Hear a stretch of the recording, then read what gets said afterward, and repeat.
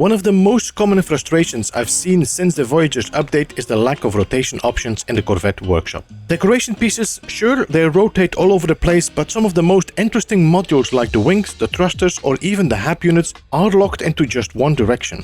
Now for those of you who enjoy glitch building, you can solve this with a mix of glitches including the transfer glitch, but not everyone wants to go that far.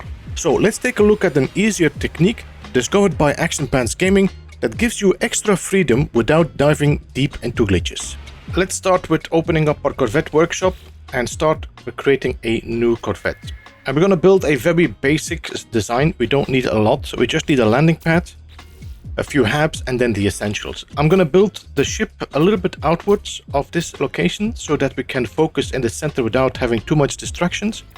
So I'm just going to snap everything that is essential to make sure that we can complete and add this ship to our collection. Alright, with this now done, we can start focusing on the rotation itself. We're of course going to have to complete and finalize this ship, so we can either press the button to finalize or just cancel and say finalize current design. Then we're going to say compare and add our to our collection. And just in case, I will rename our starship so it's easy recognizable for me for in the future which ship I'm actually using.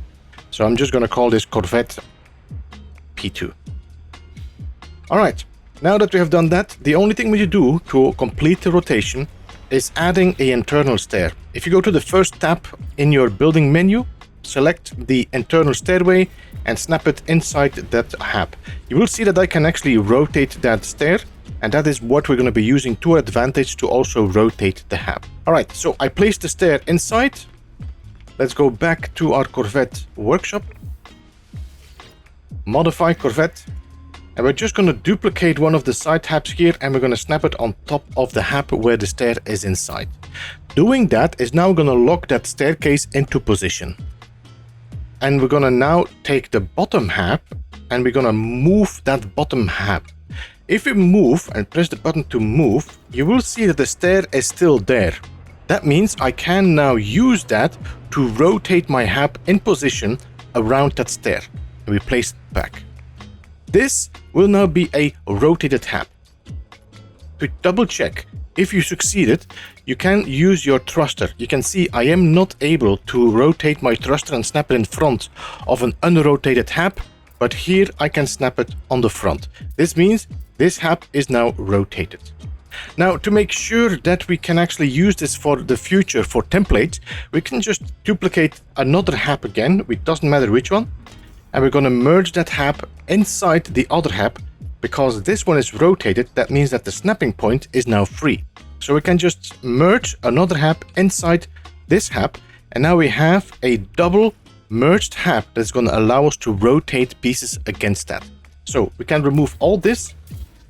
And we can bring this now out and we can merge it together.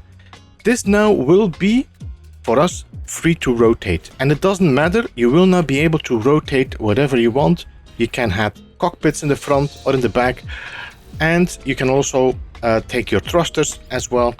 You can flip your thrusters, have them aim forward, aiming backward, or you can go for your wings. For example, the Arcadia wing, you can place one, rotate it, and then merge the second one, and you have a much nicer wing. Once again, I also need to make sure that people understand that these rotated habs are useless as traversal. You will not be able to walk through them because they are closed down. So the only reason you're doing that, rotating these habs, is to allow you to rotate other parts and decorations.